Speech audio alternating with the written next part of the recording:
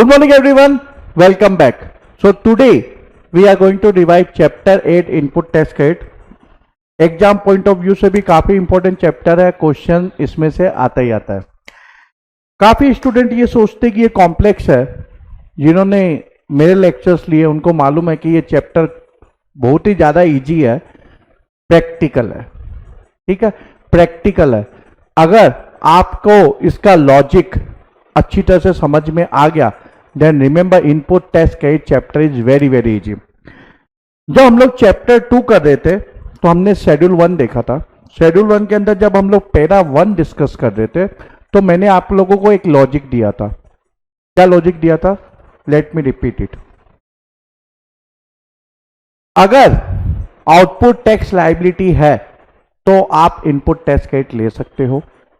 अगर output tax liability है then you are eligible to avail input टेस्ट kit. No input टेस्ट kit if there is no output tax liability. There is a direct nexus. Government आपको input tax kit का benefit इसलिए देती है because you have the output tax liability. No output tax liability, no input tax kit. ये logic आपको याद रखना है। ये logic input tax kit chapter के जो प्रोविजंस है वो आपके लिए काफी इजी बना देंगे। ओके, तो चलिए स्टार्ट करते हैं। Chapter 8 Input Test Kit. What we are going to revise in this chapter? Section 16 Eligibility and Conditions for taking Input Test Kit. Along with Section 16 we are going to revise Rule 36, Rule 37. उसके बाद Section 17 apportionment of credit and block credit, और इसके साथ में हम लोग देखेंगे rule 38, rule 42, rule 43, rule 88A। ये जितने भी रूल्स है वो CGST रूल्स है, और जो सेक्शंस है वो कौन से है? CGST एक्ट के। फिर section 18 availability of credit in special circumstances. Along with section 18 we are going to revise rule 40, 41, 41A, 44।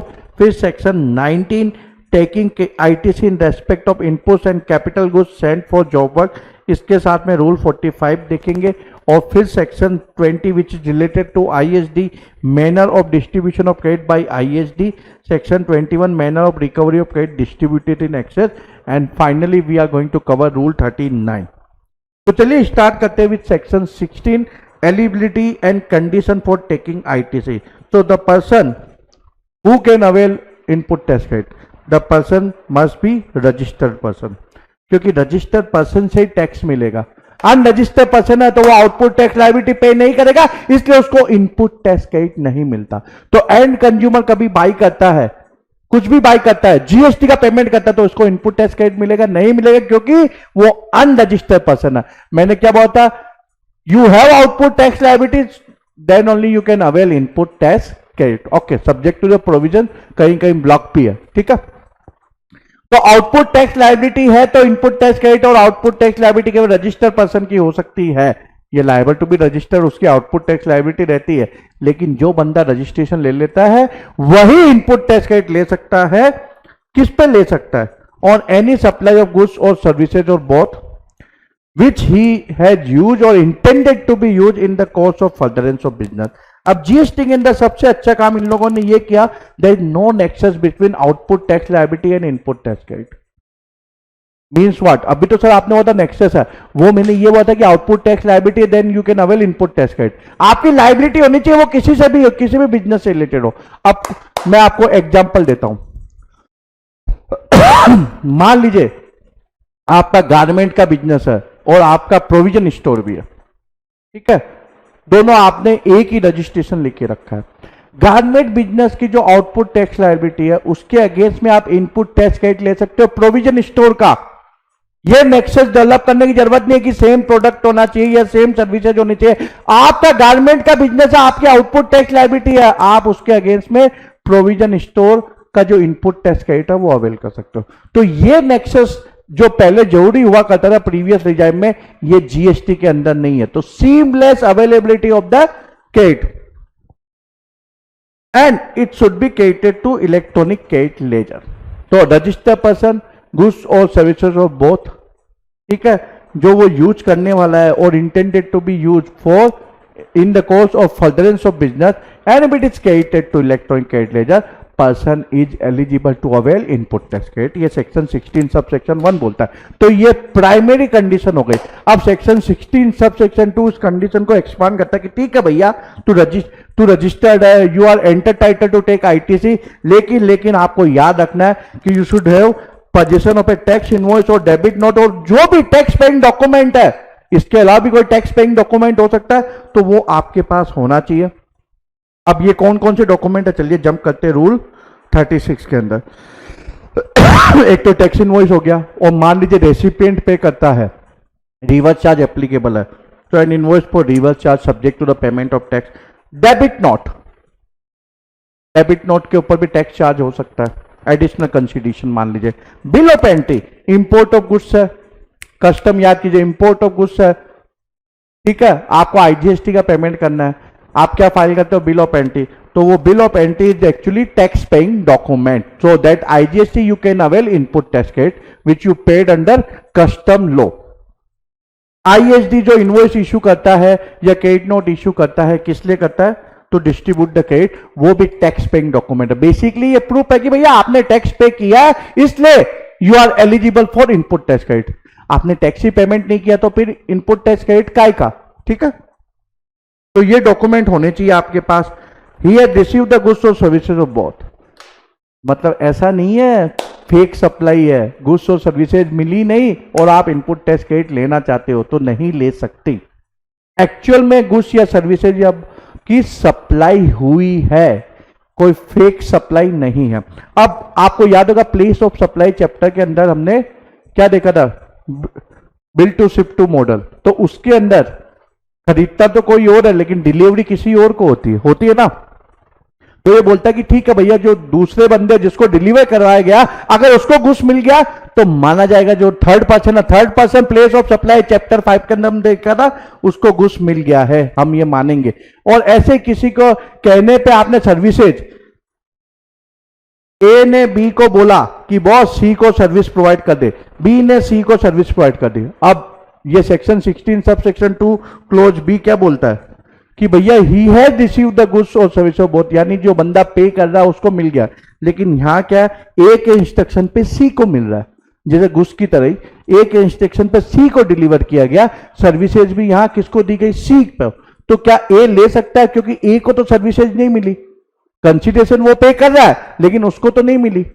तो ये सेक्शन 16 सब सेक्शन 2 ये इधर एक्सप्लेनेशन ऐड किया हुआ है कि भैया उसके बिहाफ पे किसी और को डिलीवर किया गया गुड्स या सर्विसेज तो माना जाएगा कि इसको मिल गया है। It mean this person is eligible for ITC. Okay, चलिए आगे बढ़ते हैं। तो ये दूसरी कंडीशन, पहले आपको देखना रजिस्टर्ड पर्सन है, इन the course of furtherance of business है, इलेक्ट्रॉनिक क्रेडिट लेजर में क्रेडिट हो गया है, उसके बाद आप देखोगे टैक्स इनवॉइस या कोई भी टैक्स पेइंग डॉक्यूमेंट है नहीं है, गुड्स या सर्विसेज या दोनों मिल गई है, ठीक है। फिर subject to the provision of section 41 tax जो चार्ज है वो एक्चुअली पे किया गया है। अब पे करने के दो तरीके, कैश में पे करो या कोई बार क्या होता है कि जो सप्लायर है जिसने आपको सप्लाई किया उसके बाद आईटीसी अवेलेबल रहता है तो वो यूटिलाइज कर लेता है अपना आईटीसी, वो भी पेमेंट का तरीका है, ठीक है। तो पे किया गया। अब इसमें क्वेश्चन आता है कि सर इसका मतलब क्या हमको चेक करना है कि उसने पे किया नहीं किया, नहीं नहीं नहीं नहीं नहीं, इसको आप प्रोविजनल बेसिस पे आप ले सकते हो, लेकिन अल्टीमेटली गवर्नमेंट को वो टैक्स मिलना चाहिए। गवर्नमेंट आपको इनपुट टैक्स क्रेडिट क्यों दे रही है, क्योंकि आपने टैक्स पे किया है, सप्लायर ने वो डिपॉजिट कर दिया है, तो सप्लायर ने डिपॉजिट नहीं किया तो आपको इनपुट टैक्स क्रेडिट नहीं मिलेगा। आप प्रोविजनल बेसिस पे रेसिपिएंट ले सकता है, लेकिन ultimately supplier has to deposit the tax in government treasury. और जो बंदा टैक्स क्लेम कर रहा है वो अंडर सेक्शन 39 रिटर्न फाइल उसने किया है, जैसे जीएसटीआर 3B चैप्टर 13 याद है ना, रिटर्न वाला। अब इसके अलावा प्रोविजो भी है कि अगर मान लीजिए डिलीवरी इंस्टॉलमेंट में, भाई आपने 1000 kg का ऑर्डर किया, ओके 1000 kg का ऑर्डर किया, सप्लायर ने एक ही इनवॉइस रेज किया, सिंगल इनवॉइस, और वो किस्तों में दे रहा आपको इंस्टॉलमेंट में, 500 kg पहले किस्त में देता है, फिर दूसरी बार 300 kg देता है, फिर 200 kg, तो आप इनपुट टैक्स क्रेडिट कब लोगे, क्योंकि सेक्शन 16 सब सेक्शन 2 क्या बोलता है कि बेसिकली आपको वो गुड्स या सर्विसेज या दोनों मिल गई हो, लेकिन यहां पूरा 1000 kg डिलीवर नहीं हुआ, एक इनवॉइस है, और किस्तों में डिलीवरी है, इंस्टॉलमेंट में डिलीवरी है, तो जब आपको लास्ट मिल जाएगा तब आपको पूरा 1000 kg के ऊपर क्या मिलेगा, इनपुट टैक्स क्रेडिट। लेकिन इसका एक तोड़ है, अगर आपके पास कोई ओपिनियन लेने आए तो आप बोलना बॉस 1000 kg को तू इंस्टॉलमेंट में डिलीवरी कर रहा है तो भैया एक इनवॉइस रेज मत कर, 500 kg का अलग कर दे, 300 kg का अलग कर दे, 200 kg का अलग कर दे, जिससे कि रेसिपिएंट का भला हो जाए, रेसिपिएंट को हर इनवॉइस पे इनपुट टैक्स क्रेडिट मिल जाए। थोड़ा तेरे को पेपर वर्क ज्यादा करना पड़ेगा लेकिन कल रे रेसिपिएंट के लिए, ठीक है। उसके बाद गवर्नमेंट ने एक 180 डेज का कंडीशन डाला, 180 डेज अगर रेसिपिएंट 180 डेज के अंदर, जो भी सप्लायर ने इनवॉइस इशू किया उसके 180 डेज के अंदर पेमेंट नहीं करता है और अगर उसने इनपुट टैक्स क्रेडिट ले लिया रेसिपिएंट ने तो उसको रिवर्स करना है। तो जिस महीने में भी ये 180 डेज कंप्लीट होता है, मान लीजिए बिल है सितंबर का, ठीक है, मान लीजिए 15 सितंबर है, ठीक है, तो यहां से अपने को 180 डेज कैलकुलेट करना है। तो 15 सितंबर से 180 डेज जब भी कंप्लीट होता है तो कितने देर कब कंप्लीट होगा देखते हैं, चलिए। सितंबर के 15 डेज, अक्टूबर के 31, फिर 30 नवंबर, दिसंबर 31, फिर जनवरी 31, ठीक है, फरवरी 28 का मान लेते, कॉम्प्लिकेशन ज्यादा नहीं करते। मार्च कितना हुआ 31, तो कितने दिन हो गए देखो, 15, 46, 76, 76, 107, 107, 138, 138 और 28, 166, 166, ओके, 166 यहां कंप्लीट हो जाते हैं। तो 14 मार्च को ये 180 डेज कंप्लीट हो जाते हैं। यानी कि मार्च का जब वो रिटर्न फाइल करेगा, मान लीजिए इसको सितंबर 15 को आया सप्लाई, इसने सितंबर 15 का जब भी रिटर्न फाइल किया उसने इनपुट टैक्स क्रेडिट अवेल कर लिया, मान लो वो 2000 रुपीज है इनपुट टैक्स क्रेडिट जो उसने जीएसटी का पेमेंट किया, तो ये मार्च का जब वो रिटर्न फाइल करेगा तो इसको रिवर्स करना अलोंग विथ एप्लीकेबल इंटरेस्ट। अब आप बोलोगे सर ये 180 डेज का क्या मतलब है? अब गवर्नमेंट को क्या लगता है कि भैया यहां फेक सप्लाई काफी होती है, लोग input tax credit pass on बहुत करते हैं, तो कंसिडरेशन जब पेमेंट नहीं हुआ वो काफी बार क्या होता है, कंसिडरेशन का पेमेंट क्यों नहीं होता, तो मैं आपको बताता हूं। जैसे मान लीजिए कोई बंदा इनपुट टैक्स क्रेडिट नहीं ले पा रहा है, वो अवेल पूरी तरह से नहीं कर पा रहा है, उसकी आउटपुट टैक्स लायबिलिटी नहीं है, तो उसके लिए लॉस हो जाएगा। वो एलिजिबल है बट वो अवेल नहीं कर पा रहा है, तो वो क्या करता है, आउटपुट सप्लाई दिखा देता है जिससे कि वो आउटपुट टैक्स लायबिलिटी उसकी बन जाए और ये इनपुट टैक्स क्रेडिट वो अवेल कर सके और सामने वाले के पास लायबिलिटी होती है। तो वो क्या बोलता है कि भैया ठीक है मैं तेरे को फर्जी बिल बना के देता हूं, एक्चुअल सप्लाई नहीं होगी, तो इस फर्जी बिल के अंदर क्या होता है कि एक कंसिडरेशन का भी पेमेंट नहीं होगा। तो गवर्नमेंट ने इनको रोकने के लिए, ये बोगस इनवॉइसेस को रोकने के लिए सब बेचारों को मार दिया, बोला 180 डेज में पेमेंट करो। अब वो कॉमर्शियल कॉन्ट्रैक्ट को डाइव कर दिया, भाई सप्लायर रेसिपिएंट के बीच में सप्लायर की इच्छा वो 1 साल का क्रेडिट पीरियड दे या 2 साल का, लेकिन गवर्नमेंट को बोलती कि नहीं, अगर 180 डेज में तूने पेमेंट नहीं किया रेसिपिएंट तो तू जो इनपुट टैक्स क्रेडिट अगर ले चुका तो रिवर्स कर दे, नहीं लिया तो बहुत अच्छी बात है, ठीक है। अगर बाद में ये रिवर्स होता, बाद में मान लीजिए ये मई में कोई डिस्प्यूट की वजह से उसने पेमेंट नहीं किया, मई में पेमेंट कर दिया, तो ये जो इनपुट टैक्स क्रेडिट उसने रिवर्स किया वो वापस ले सकता है, लेकिन इंटरेस्ट की उसकी तो लायबिलिटी रहेगी, वो तो उसने पेमेंट किया वो वापस नहीं मिलने वाला।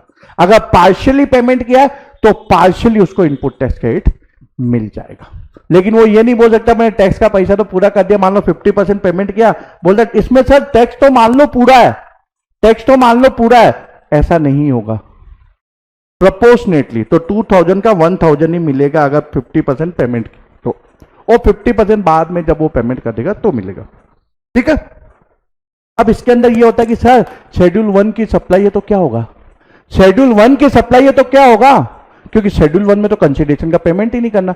तो गवर्नमेंट बोलती भैया उस मामले में तुमको रिवर्स करने की जरूरत नहीं है, क्योंकि शेड्यूल 1 की वजह से कंसिडरेशन माना गया है, सप्लाई मानी गई और तुम लोग टैक्स पे कर रहे हो, रेसिपिएंट इनपुट टैक्स क्रेडिट ले रहा है, तो उसमें रिवर्स करने की जरूरत नहीं है। इसके अलावा हमने ये पढ़ा था सेक्शन 15 सब सेक्शन 2 के अंदर कि जो सप्लायर का ऑब्लिगेशन है उसको कौन फुलफिल कर देता है, रेसिपिएंट फुलफिल कर देता है, रेसिपिएंट कर देता है ना, रेसिपिएंट पेमेंट कर देता है, रेसिपिएंट ने पेमेंट कर दिया, ए सप्लायर बी को बोलता है कि भैया तू सी को पेमेंट कर दे, बी है रेसिपिएंट, ठीक है, अब बी को ए को 1000 रुपीज पे करना था, लेकिन ए बोलता भैया तू मेरे को 800 पे कर और 200 इसको पे कर दे, तो बी ने उसके बोलने पे सी को पे कर दिया, सी को पे कर दिया। ठीक है, तो ये हम लोग वैल्यू ऑफ सप्लाई में इंक्लूड करते हैं, सेक्शन 15 सबसेक्शन 2 के अंदर हमने देखा था।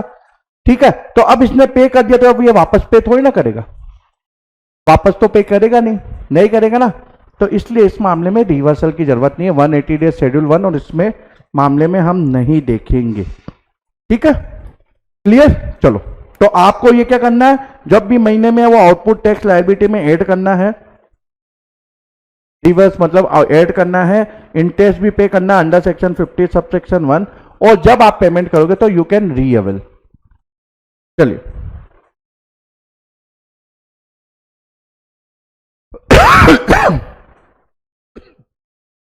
फिर सेक्शन 16 सब सेक्शन 3 ये बोलता है कि अगर आपने जो जीएसटी पे किया है उसको कैपिटलाइज कर दिया है तो आप इनपुट टैक्स क्रेडिट नहीं ले सकते। मतलब कि अगर मान लीजिए आपने एक मशीनरी खरीदी 1 लाख रुपीज की, उसके ऊपर आपने जीएसटी मान लीजिए टैक्स रेट 18% है, तो 18,000 का टैक्स पेमेंट किया, 18,000 का टैक्स पेमेंट किया, तो आप बुक्स ऑफ अकाउंट में क्या एंट्री करोगे, ये बोलोगे 1 लाख रुपीज भाई कैपिटलाइज करोगे प्लांट एंड मशीनरी में, ओके, उसको डेबिट मारोगे प्लांट एंड मशीनरी को, ओके, पीएनएम को, और 18,000 के लिए आप बोलोगे इनपुट टैक्स क्रेडिट, करेक्ट। लेकिन अगर मान लीजिए आपने P and M plant and machinery पूरा कैपिटलाइज कर लिया, rather than 1 lakh you capitalize for 1,18,000 means including GST, then you can not avail input tax credit on this amount. Means you basically you are claiming depreciation under income tax act. तो आपको क्या करना है, अगर आपको input tax credit लेना है तो आपको टैक्स अमाउंट कैपिटलाइज नहीं करना है, okay. Section 16 sub section 4 put upper period limit to avail input tax credit. तो कोई फाइनेंशियल ईयर, अपन एग्जांपल लेते हैं FY 20, 21, 22 का कोई इनवॉइस है, तो आप कब तक ले सकते हो, सितंबर, या इसका जो सितंबर का जो रिटर्न होगा, या 22 का जो 21, 22 का एनुअल रिटर्न होगा, जिसकी नॉर्मल डेट 31 दिसंबर, लेकिन मान लीजिए आपने 31 अगस्त तक फर्निश कर दिया है, तो 31 अगस्त is the last date for any invoice और debit note which is issued during this financial year, during this financial year. अब आपको डेबिट नोट और इनवॉइस को लिंक नहीं करना है। मान लीजिए आपने प्लांट एंड मशीनरी ली और सप्लायर को बोला तो इंस्टॉल भी कर दे, तो मार्च 15 मार्च 22 को सप्लायर इनवॉइस इशू करता है, किसके लिए, प्लांट एंड मशीनरी के लिए, और बाद में जो भी इंस्टॉलेशन का खर्चा आता है उसके लिए वो डेबिट नोट इशू करता है 15 अप्रैल 22 को।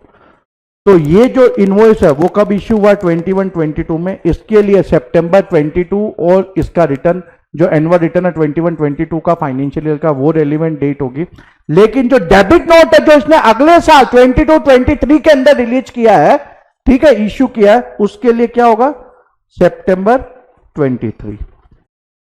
तो डीलिंक करना डेबिट नोट को, इनवॉइस के साथ मिक्सअप नहीं करना।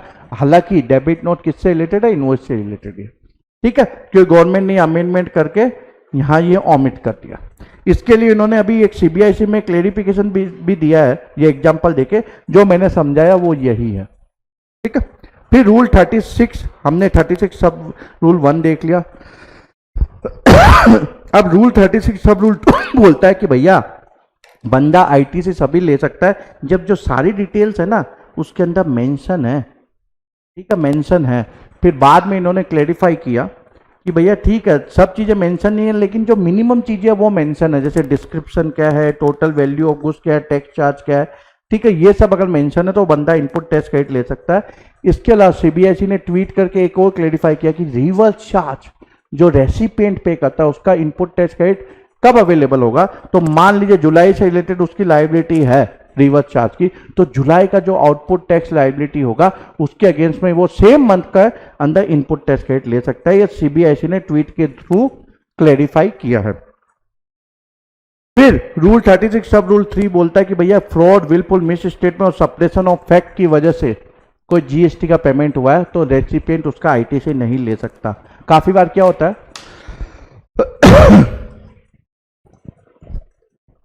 सप्लायर बोलता है कि इसके ऊपर जीएसटी लगेगा, लेकिन रेसिपिएंट बोलता नहीं लगेगा यार, जीएसटी इसके ऊपर एग्जम्प्ट है। तो सप्लायर को एक सजेस्ट करता है कि भाई तू एक काम कर, तू एग्जम्प्ट कर दे, तू चार्ज मत कर, बाद में अगर तू पकड़ा गया, तेरे को पेमेंट करना पड़ गया, तो मैं तेरे को कंपनसेट कर दूंगा, मैं पेमेंट कर दूंगा। तो सप्लायर एग्जम्प्ट मान लेता है और सप्लाई कर देता है। बाद में मान लीजिए असेसिंग ऑफिसर उसको पकड़ लेता, भैया तेरे को इसके ऊपर जीएसटी का पेमेंट करना पड़ेगा, ये एग्जम्प्ट नहीं है।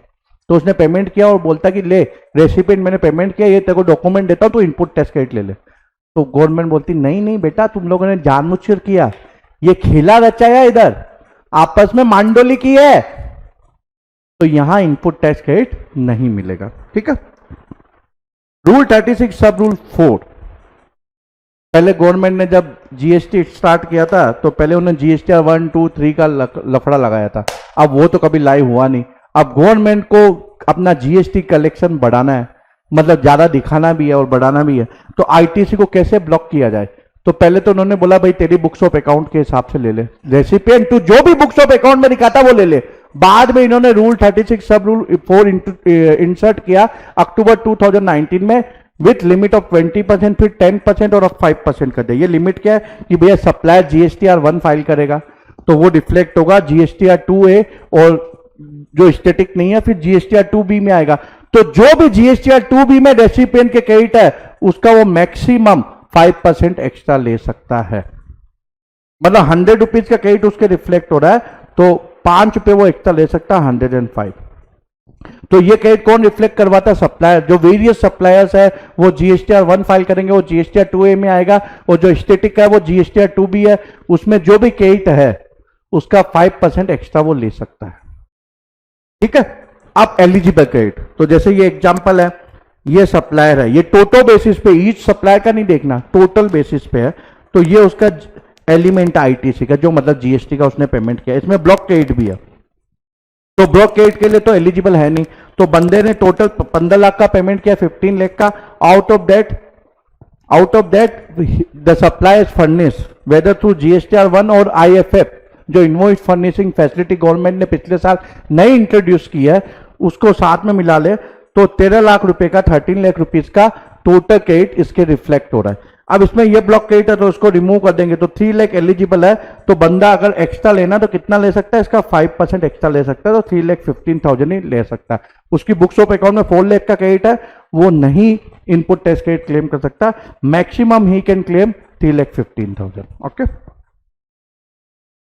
रूल 37 हमने देख लिया है। अब section 17, very very important section, like section 16 only, apportionment of credit and block credit. मैंने आप लोग क्या लॉजिक बोला था, याद करो, वापस करो, याद करो यार। आपकी आउटपुट टैक्स लायबिलिटी है, then only you can claim input tax credit. No output tax liability, no input tax credit. ठीक है। अब सेक्शन 17 देखते हैं।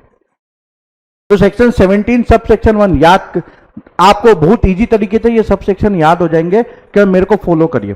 सेक्शन 17 सब सेक्शन 1, इफ गुड्स और services both are used partly for the purpose of business and partly for other purpose, the ITC you can avail only goods और services both which you have used for the purpose of business.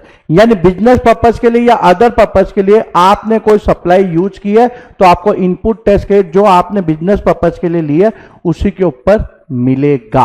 अब ये other supply, other purpose इन्होंने define नहीं किया GST law में। अपन example के तौर पे समझते, जैसे पर्सनल, आपने लैपटॉप खरीदा, बिजनेस का पैसा यूज किया और घर के अंदर वो लैपटॉप दे दिया पर्सनल पर्पज के लिए। ठीक है। तो अदर पर्पज इन्होंने डिफाइन नहीं किया, लेकिन एग्जांपल के तौर पे मैं आपको समझा रहा हूं पर्सनल पर्पज। तो बिजनेस के लिए, अदर पर्पज के लिए, तो you can avail only input tax credit for business purpose, क्योंकि बिजनेस पर्पज के लिए यूज करोगे तो आउटपुट टैक्स लायबिलिटी होगी, तो गवर्नमेंट आपको बोलते हैं इनपुट टैक्स क्रेडिट ले ले। भैया तूने पर्सनल पर्पज के लिए यूज किया तो मेरे को टैक्स तो मिलना नहीं है, गवर्नमेंट बोलती है, so no input tax credit, so no output tax liability, our logic, no input tax credit. This section 17 सब section 2 take care of if supply has been used और intended to be used for taxable supplies zero rated supply and exempt supply. So person can avail input tax credit only on taxable supply and zero rated supply, जो basically export और SEZ को supply करते हैं उसको zero rated बोलते हैं, तो उसके ऊपर आप इनपुट टैक्स क्रेडिट ले सकते हो और टैक्सेबल सप्लाई पे ले सकते हो, taxable supply which is leviable to tax. Exempt supply you can not avail input tax credit on exempt supply. What is the definition of exempt supply? याद करो एग्जाम सप्लाई की डेफिनेशन एग्रीगेट टर्नओवर में मैंने समझाई थी, बहुत ही easy है. Nil rated wholly exempt, government ने अपना पावर यूज करके टैक्सेबल सप्लाई को एग्जाम्प्ट कर दिया. और नॉन टैक्सेबल सप्लाई कौन कौन सी? Alcoholic liquor for human consumption and +5 petroleum product which are outside the purview of GST for the time being. Non taxable supply, nil rated, wholly exempt, इसको अपन बोलते हैं एग्जाम सप्लाई. तो exempt supply के ऊपर टैक्स पे करना पड़ता है? नहीं करना पड़ता. So no output tax liability, no input tax credit. Logic बैठता ना? तो एग्जाम सप्लाई पे आप नहीं ले सकते. Taxable supply zero rated supply है, उसके ऊपर ले सकते हो. अब सेक्शन 17 सब सेक्शन 3 क्या करता है? जो एग्जाम सप्लाई की हमने अभी डेफिनेशन दी थी, इसको वो एक्सपांड करता है.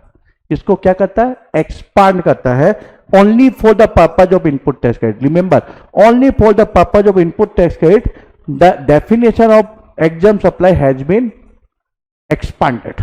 क्या किया कि भाई nil rated, wholly exempt, non taxable supply तो है, इसके अलावा supply where GST is payable on reverse charge pages.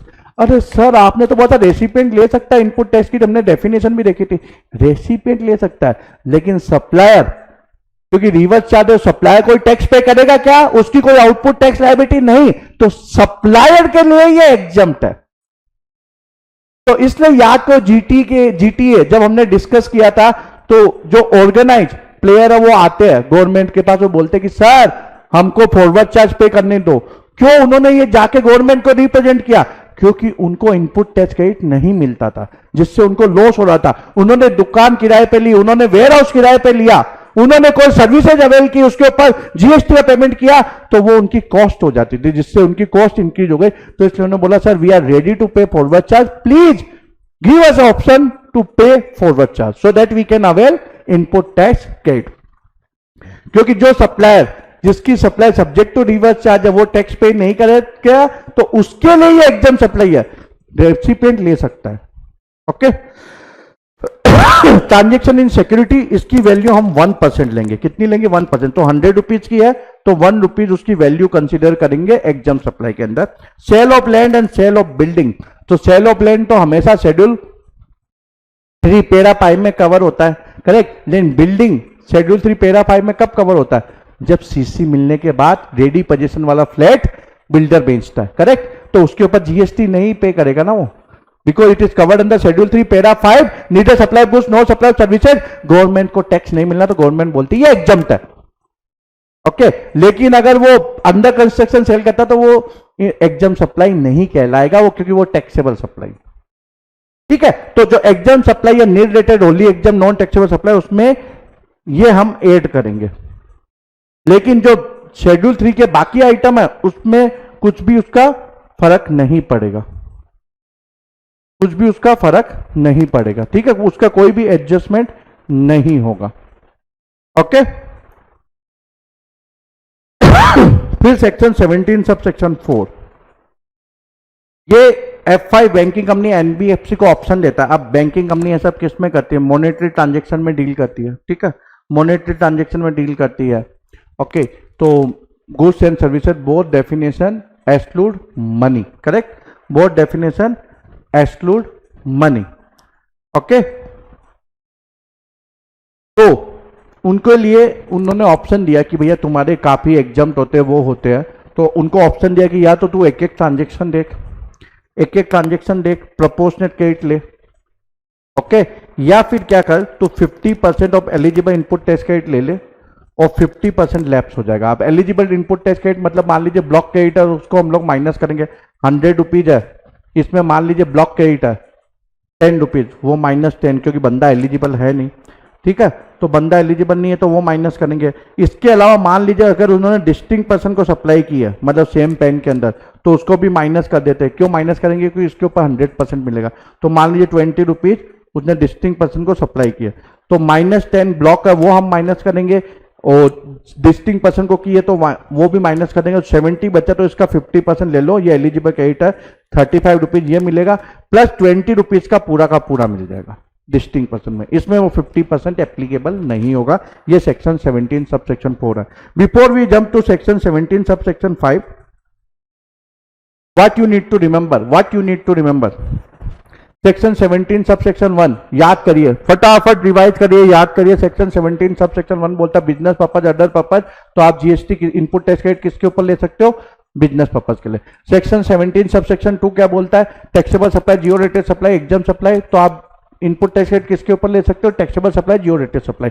Section 17 सब सेक्शन 3 क्या करता है? एग्जाम सप्लाई की डेफिनेशन को एक्सपांड करता है, वो बोलता है nil rated, wholly exempt plus non taxable supply के अलावा जो सब्जेक्ट टू रिवर्स चार्ज है वो भी एग्जाम सप्लाई में ऐड करिए, जो वैल्यू ऑफ सिक्योरिटीज है वो 1% लीजिए, और जो लैंड और बिल्डिंग है उसका जो स्टाम्प ड्यूटी के लिए, सॉरी ये मैंने उस समय बोलना भूल गया था, स्टाम्प ड्यूटी के लिए जो वैल्यूएशन लिया है वो लीजिए, लेकिन बिल्डिंग के अंदर याद रखना शेड्यूल 3 पैरा 5 वाला शामिल होगा, अंडर कंस्ट्रक्शन है, उसके बाद बिल्डर जीएसटी पे करता है तो वो एग्जाम सप्लाई नहीं होगी। इसके अलावा शेड्यूल 3 के आइटम के ऊपर ब्लॉक क्रेडिट नहीं है, मतलब बेसिकली एग्जाम सप्लाई के अंदर वो शामिल नहीं होंगी। ठीक है, फिर section 17 sub section 4 NBFC FI, okay, banking company को ऑप्शन देता है 50% प्रोपोर्शनल क्रेडिट, और अगर एक बार उन्होंने ले लिया तो वो remaining part of financial year withdraw नहीं कर सकते। ओके, अब section 17 sub section 5 block credit. Now remember this is going to have overriding effect on section 16 subsection 1 and section 18 subsection 1. section 16 subsection 1 and section 18 subsection 1 करता क्या है?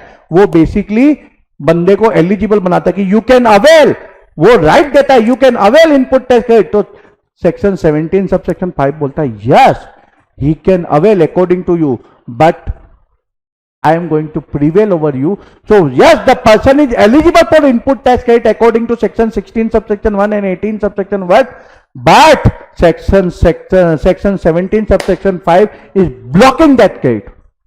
So person even the eligible cannot avail the input tax credit. तो चलिए section 17 subsection 5 start करते हैं। section 17 subsection 5 clause A, clause double AB का shortcut very simple है। What is allowed when motor vehicle और वेसल और aircraft is used for further sale of vehicles. Vessel और aircraft transportation of passenger, जैसे airline है इंडिगो, वो aircraft खरीदेगा तो उसके लिए इनपुट टैक्स क्रेडिट वो ले सकता है। लेकिन मान लीजिए रिलायंस इंडस्ट्री एयरक्राफ्ट खरीदता है, प्राइवेट जेट खरीदता है अपने एमडी मुकेश अंबानी के लिए, तो वो इनपुट टैक्स क्रेडिट ब्लॉक कर। Imparting training on driving such vehicle to transport goods from one place to another, तो इसके ऊपर इनपुट टैक्स क्रेडिट अवेलेबल है। इनपुट टैक्स क्रेडिट कब अवेलेबल नहीं होगा? Capacity motor vehicle having a seating capacity of less than और equal to 13% which include driver. तो driver को मिला के अगर 14% है, मान लीजिए 13 पैसेंजर प्लस 1, तो इनपुट टैक्स क्रेडिट अवेलेबल है। इंक्लूडिंग ड्राइवर अगर 13 है यानी 12 पैसेंजर प्लस 1 ड्राइवर, तो input tax credit is block. Two wheelers 25 CC वाले मिलते नहीं है आजकल, ओके, 100 सीसी के इंजन आते हैं 125। एयरक्राफ्ट, वेसल, लीजिंग, हायरिंग और रेंटिंग ऑफ अबाउ, ये भी ब्लॉक क्रेडिट है। तो कोई बंदा स्मार्ट है, बोलता है कि नहीं भैया क्योंकि खरीदता हूं तो अवेलेबल नहीं है तो मैं लीजिंग पे हायरिंग पे ले लेता हूं, तो वो भी ब्लॉक है। और इसके रिलेटेड अगर यहां ब्लॉक है तो इसके related service, insurance and repair भी इनपुट टैक्स क्रेडिट उसके ऊपर भी ब्लॉक होगा। यहां अलाउ है तो सर्विस, जो सर्विसिंग कराते हैं अपन गाड़ी वाड़ी की, इंश्योरेंस, रिपेयर्स, उसके ऊपर इनपुट टैक्स क्रेडिट अवेलेबल हो जाएगा। तो इन्फोसिस अगर इनोवा खरीदती है, एग्जाम्पल के तौर पे थोड़ा और क्लेरिफाई कर दूं व्हीकल के बारे में, इनोवा की कैपेसिटी 13 से कम ही है, 13 तक नहीं है, मतलब 13 से ज़्यादा नहीं है, तो इनोवा पिकअप ड्रॉप के लिए लेती है, तो इन्फोसिस लेती तो बिजनेस पर्पस के लिए। तो सेक्शन 16 सब सेक्शन 1 क्या बोलता है कि भाई ले सकता है इनपुट टैक्स क्रेडिट, लेकिन section 17 sub section 5 business purpose के लिए फिर भी उसको ब्लॉक करता है, pickup drop service for employ. लेकिन वही इन्फोसिस अगर बस खरीदती है जिसकी 40 या 50 की कैपेसिटी है, तो इनपुट टैक्स क्रेडिट मिल जाएगा। इनोवा किराए पे लेती है तो भी वो ब्लॉक हो जाएगा। और और अगर बस खरीदती किराए पे है तो उसके ऊपर इनपुट टैक्स क्रेडिट अवेलेबल हो जाएगा। ठीक है, तो ये सिंपल है बहुत। चलो अब आगे क्या करते हैं भाई, आगे सेक्शन 17 सब सेक्शन 5 क्लोज भी। अब food and beverage, outdoor catering, beauty treatment, health services, cosmetic and plastic surgery, leasing, renting और हायरिंग ऑफ मोटर व्हीकल मैंने डिस्कस कर लिया। वैसे aircraft refer to in clause A और क्लोज है। ठीक है, तो ये भी ब्लॉक क्रेडिट है। फूड एंड बेवरेजेज, इन्फोसिस अपने स्टाफ के लिए स्नैक आइटम रखती है या बिजनेस मीटिंग के लिए उसके मैनेजर जाते हैं रेस्टोरेंट में, जो उनका भविष्य का मतलब जो प्रोस्पेक्ट जिसको बोलते हैं उसके साथ डिनर करते हैं, लंच करते हैं। ठीक है, तो उसके ऊपर इनपुट टैक्स क्रेडिट नहीं मिलेगा, नहीं मिलेगा, ये ब्लॉक है। लेकिन अगर ये आउटवर्ड टैक्सेबल सप्लाई के रूप में यूज किया जाता है, मान लो होटल वाला ब्रेकफास्ट देता है, ठीक है, ब्रेकफास्ट देता है साथ में, उसके साथ में चार्ज करता है, तो उसके ऊपर मान लो वो आउटडोर केटरिंग सर्विसेज से अवेल कर रहा है वो सर्विसेज, तो होटल वाला ले सकता है input tax credit. Okay, members of a club, health and fitness centre block, travel benefit extended to employ on vacation such as leave और home travel concession provided that, तो ये सब तो ब्लॉक हो गया। अब नीचे प्रोविजो क्या बोलता है कि अगर ये अवेलेबल हो जाएगा फूड एंड बेवरेजेज ये सब पे भी, आउटडोर केटरिंग के ऊपर, हेल्थ सर्विसेज के ऊपर, अगर ये ऑब्लिगेशन है एम्प्लॉयर पे कि किसी लॉ के अंदर उसको प्रोवाइड करना जरूरी है। जैसे मान लो किसी स्टेट का फैक्ट्री एक्ट बोलता है कि भैया तुमको जो फैक्ट्री के मजदूर है उसको कंपलसरी लंच कराना पड़ेगा, तो स्टेचुरी ऑब्लिगेशन है और एम्प्लॉयर करवाता है तो उसके ऊपर इनपुट टैक्स क्रेडिट अवेलेबल हो जाएगा। लेकिन स्टेचुरी ऑब्लिगेशन नहीं है और वो देता है लंच और उसके ऊपर वो जीएसटी का पेमेंट करता है, मान लो आउटसोर्स करता है, जीएसटी का पेमेंट होता है, या वो रॉ मटेरियल खरीदता है उसके ऊपर भी जीएसटी का वो पेमेंट करता है, तो वो इनपुट टैक्स क्रेडिट अवेल नहीं कर सकता। तो अगर स्टेचुरी ऑब्लिगेशन है किसी भी लॉ के अंदर तो इनपुट टैक्स क्रेडिट अवेलेबल। फिर section 17 sub section 5 clause C, work contract services. Work contract services क्या होता है, labour plus material resulting into immovable property. तो वर्क कॉन्ट्रैक्ट सर्विसेज पे बंदा इनपुट टैक्स क्रेडिट नहीं ले सकता। लेकिन मान लीजिए ए ने बी को दिया वर्क कॉन्ट्रैक्ट कि भैया मेरे लिए फैक्ट्री बना दे। अब फैक्ट्री का कुछ काम वो आउटसोर्स कर देता सी को, ठीक है, तो ए बोलता है ठीक है भैया बी तो मेरे लिए फैक्ट्री बना, मैं तेरे को 1 करोड़ रुपीज पे करूंगा। तो ए उसके ऊपर बी जो भी चार्ज करेगा, मान लीजिए 18% जीएसटी चार्ज करता है 1 करोड़ के ऊपर, तो ए इनपुट टैक्स क्रेडिट नहीं ले सकता उसके ऊपर। ठीक है, A is not eligible for input tax credit. मान लीजिए उसका कुछ पोर्शन बी जो वर्क कॉन्ट्रैक्टर है सी को आउटसोर्स कर देता है और सी उसको चार्ज करता है इसके बदले में 30 लाख प्लस जीएसटी, तो बी ले सकता है। बी वर्क कॉन्ट्रैक्टर उसका धंधा है ये, वो ले सकता है, लेकिन ए नहीं ले सकता है। ये ब्लॉक क्रेडिट। ओके, ये ब्लॉक क्रेडिट। अब इसमें आपको याद रखना है कि जो कंस्ट्रक्शन है, कंस्ट्रक्शन वर्ड यूज किया गया है, इसका डेफिनेशन क्या बोलते हैं, जो एक्सप्लेनेशन इन्होंने नीचे दिया है इसमें रिकंस्ट्रक्शन, रेनोवेशन, एडिशन और अल्टरेशन और repair to the extent of capitalization to the said movable property शामिल होगा। तो अगर बंदा कैपिटलाइज नहीं करता, P&L में पास ऑन करता, तो उसको इनपुट टैक्स क्रेडिट मिल जाएगा। चलिए, मैंने एग्जांपल भी दिया है, ठीक है, तो आपको ये ध्यान रखना है, जो जैसे माइनर एक्सपेंस है उसने एक्सपेंस आउट कर दिया P&L में, क्योंकि अगर बड़े एक्सपेंस है तो चलो जीएसटी लो के हिसाब से प्रॉब्लम नहीं होगी, लेकिन बाकी लो के हिसाब से प्रॉब्लम हो जाएगी। ठीक है, तो इसका इनपुट टैक्स क्रेडिट मिल जाएगा। जो कैपिटलाइज उसने नहीं किया, P&L में एक्सपेंस आउट कर दिया। अब section 17 sub section 5 close D, तो ए को मालूम चलता है अरे भैया मैंने बी को आउटसोर्स किया, वर्क कॉन्ट्रैक्ट दिया, तो मेरे को इनपुट टैक्स क्रेडिट नहीं मिलेगा। तो ए भी बहुत शाना है, ए क्या बोलता है, ठीक है भैया तो मैं बी को आउटसोर्स करने की बजाय एक काम करता हूं, मैं खुद ही मटेरियल खरीदता हूं और मैं खुद ही फैक्ट्री बना लेता हूं। चॉइस है भाई, लेबर हायर करेगा, सब कुछ करेगा, खुद फैक्ट्री बना सकता है, तो गवर्नमेंट भी कम नहीं है ना, गवर्नमेंट तो ओवर स्मार्ट है ना, नहीं है ना, मैंने आपको साबित किया है। तो गवर्नमेंट बोलती भैया तूने खुद ने लिया कंस्ट्रक्शन ऑफ इमूवेबल प्रॉपर्टी के लिए, तो ये भी ब्लॉक है section 17 sub section 5 close D के अंदर। फिर क्लोज ई बोलता है कि भैया कंपोजिशन स्कीम वाला तो ऐसे भी ब्लॉक है। चलो क्लोज एफ गुड्स और service both receive by NRTP except goods imported by him. तो एनआरटीपी इंडिया से खरीदता है, उसके ऊपर जीएसटी का पेमेंट करता है, तो उसको इनपुट टैक्स क्रेडिट नहीं मिलेगा, चाहे वो गुड्स हो या सर्विस हो या दोनों। लेकिन वो बाहर से इंपोर्ट करता है और आईजीएसटी का पेमेंट करता है, इंपोर्ट ऑफ गुड्स पे वो आईजीएसटी का पेमेंट करता है, तो उसका वो इनपुट टैक्स क्रेडिट ले सकता है। ओके। फिर क्लोज जी, पर्सनल कंजम्पशन के लिए अगर कुछ चीज यूज किए तो आपको इनपुट टैक्स क्रेडिट मिलना चाहिए क्या? बिल्कुल भी नहीं मिलना चाहिए। ऐसे भी वो सेक्शन 16 सब सेक्शन 1 भी ब्लॉक करता है, ठीक है, वो भी बोलता है तुम लोग नहीं ले सकते। अब section 17 sub section 5 close H, याद कर लो, क्लोज एच इंपॉर्टेंट है। Goods lost, stolen, destroyed, written off और dispose of by way of gift of free sample. अरे फार्मा कंपनी बहुत फ्री डिस्ट्रीब्यूशन करती है, तो ये बोलता है कि भैया तूने फ्री डिस्ट्रीब्यूशन किया, मेरे को तो टैक्स मिला नहीं, नो आउटपुट टैक्स लायबिलिटी, तो नो इनपुट टैक्स का ब्लॉक ब्लॉक ब्लॉक गवर्नमेंट बोल रही है।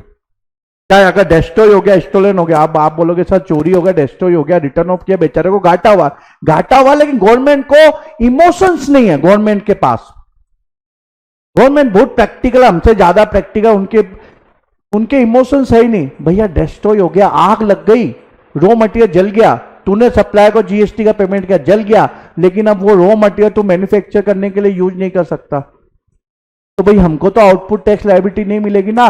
तो अमित जैन ने बोला था ना, no output tax liability, no input tax credit, ठीक है। फिर सेक्शन 17 सब सेक्शन 5 क्लोज आई, 74, 129, 130, 74 भैया तूने बिल्कुल मिस स्टेटमेंट है ना, तो वो सब मामलों में ब्लॉक है, ठीक है, क्लियर।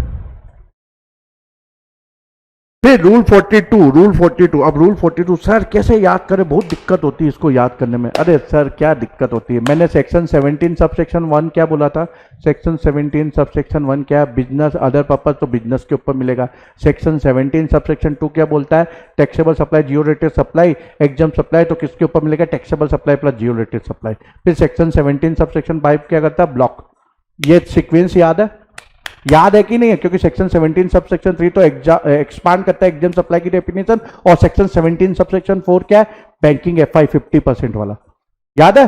तो ये बस याद हो गया, तो 3 याद रखना, सेक्शन 17 सब section 1 business other business, okay, section 17 सब section 2 taxable zero rated exempt, ठीक है, तो आपको किस पे मिलेगा, टैक्सेबल जियो रेटेड, और सेक्शन 17 सब सेक्शन 5 जो अभी हमने देखा है वो ब्लॉक।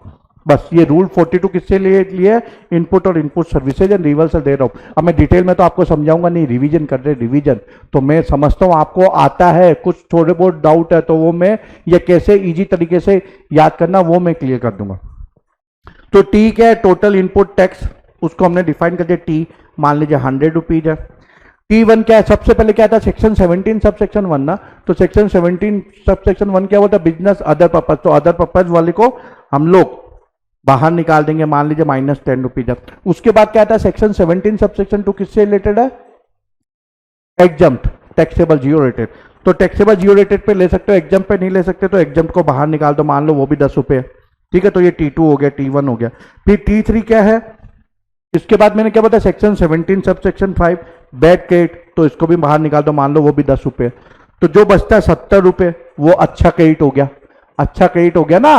10 जो बाहर था, जिसको आप नहीं ले सकते उसको बाहर फेंक दिया हमने, अदर पर्पज। फिर एग्जाम्प्ट को भेजा T2 के अंदर, T3 के अंदर किसको भेजा, block credit section 17 sub section 5, याद हो गया ना, T1 T2 T3, T तो टोटल है। तो अब जो आया उसको हम लोग ने क्या बोल दिया, सी बोल दिया। अब इसमें कुछ अच्छा क्रेडिट भी है, अच्छा क्रेडिट कौन सा हो गया सर, जिसको आप ले सकते हो, ले सकते हो तो ले सकते हो, तो जो जियो रेटेड सप्लाई है, टैक्सेबल सप्लाई, उसके ऊपर आप इनपुट टैक्स क्रेडिट ले सकते हो बिजनेस पर्पज के लिए, तो वो मान लीजिए 50 रुपीज, इसको भी निकाल दो, क्योंकि ये तो 100% आप ले सकते हो। बाकी जो 20 बचा वो कॉमन क्रेडिट हो गया। अब कॉमन क्रेडिट में कुछ हिस्सा तो एग्जाम सप्लाई का भी है ना, तो ये तो डायरेक्ट हो गए, जो डायरेक्टली रॉ मटेरियल आपने एग्जाम सप्लाई मैन्युफैक्चर कर रहे हो वो एग्जाम्प्ट है, तो उसके लिए रॉ मटेरियल खरीदा तो ये डायरेक्ट है। लेकिन मान लो उस फैक्ट्री को आपने किराए पे लिया, ठीक है, फैक्ट्री को किराए पे लिया, उसमें आप टैक्सेबल भी सप्लाई करते हो, एग्जाम भी सप्लाई मैन्युफैक्चर करते हो, दोनों मैन्युफैक्चर कर रहे हो, तो कुछ पोर्शन जो किराया आप चुका रहे हो उसमें एग्जाम सप्लाई का भी है, तो कॉमन एक्सपेंस हो गया ना, कॉमन एक्सपेंस पे आपने जीएसटी का पेमेंट किया, तो ये 20 रुपीज वो कॉमन हो गया। तो ये डायरेक्ट वाले तो हमने निकाल दिए, होता है ना मैन्युफैक्चरिंग अकाउंट में डायरेक्ट कॉस्ट इनडायरेक्ट कॉस्ट, तो ये डायरेक्ट वाले हैं, तो 50 रुपीज भी डायरेक्ट है जो टैक्सेबल जियो रेटेड पे जो मिल जाएगा। अब 20 जो कॉमन है इसके अंदर हमको क्या करना है, भाई जो भी एग्जाम सप्लाई का रिलेटेड है उसको बाहर निकालो, और जो अदर पर्पज वाला है उसके लिए 5% हम डायरेक्ट ले लेंगे। जो ये 20 का 5% क्या करेंगे, डायरेक्ट लेंगे -1, मतलब 1 हम नहीं ले सकते। और इसका क्या करेंगे, E divided by F, exam divided by F into C2। Okay, अब ये आपको किस महीने का लेना है, ये टर्नओवर है बेसिकली। तो एग्जाम सप्लाई का जो टर्नओवर है उसको E, और एफ क्या है, टोटल टर्नओवर इन स्टेट और यूटी। अब आपको लेना during the said tax period, लेकिन मान लीजिए उसका अवेलेबल नहीं है तो previous to the month during with the said is available. अब इसके अंदर आपको ध्यान रखना है कि जो टैक्सेज है जीएसटी के अलावा, जैसे central state excise duty, CST, VAT, ये आपको माइनस करना है दोनों में से, टोटल टर्नओवर में से भी करना है और एग्जाम सप्लाई से भी करना है। यहां मैंने 42, 43 के लिए कॉमन रूल बनाया हुआ है। एग्जाम सप्लाई के अंदर याद रखना, मैं वापस रिपीट कर रहा हूं कि एग्जाम सप्लाई में नील रेटेड, फिर क्या आता है, Holi exempt, non taxable supply, ये तो डेफिनेशन बोलते हैं। लेकिन सेक्शन 17 सब सेक्शन 3 एक्सपांड करता है और बोलता है भैया 1% वो ले लो सिक्योरिटी का, सप्लाई जो रिवर्स चार्ज की, जिसकी सप्लाई रिवर्स चार्ज के वो शामिल करो, लैंड, बिल्डिंग, स्टाम्प ड्यूटी पे जो वैल्यू, स्टाम्प ड्यूटी के लिए जो वैल्यू एडप्ट की वो ऐड करना है, तो वो एग्जाम सप्लाई आपको लेनी है टर्नओवर के अंदर। इसके अलावा ये सब एग्जाम सप्लाई में ये भी इंक्लूड करना, supply of services by way of accepting deposit, extending loans और एडवांसेस वेयर द, नहीं ये एक्सक्लूड करना, sorry, consideration is either interest और discount.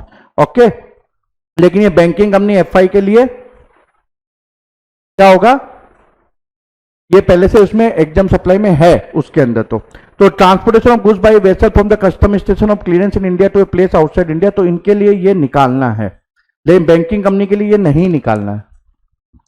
Third, ITC activity supply need not be reverse, लेकिन इसके लिए रिवर्स करना पड़ेगा क्योंकि बैंकिंग कंपनी का तो धंधा ही है यार। ओके, इसके अलावा जो मैंने बोला था, जो एक्साइज ड्यूटी है, सीएसटी, वीएटी, वो एग्जाम सप्लाई में से भी निकालना है, टोटल टर्नओवर में से निकालना है। ये एडजस्टमेंट केवल एग्जाम सप्लाई के अंदर होगा। ठीक है, तो ये अपना हो गया, ये हो गया। तो इसके बेसिस पे हमको रेशियो पे मिल जाएगा कि मान लीजिए इससे 5 रुपए आ रहा है, 5 रुपए आ रहा है, तो 5 रुपए और 1 रुपए, 5 रुपए और 1 रुपया है, वो क्या होगा, ये एग्जाम सप्लाई से रिलेटेड हो जाएगा।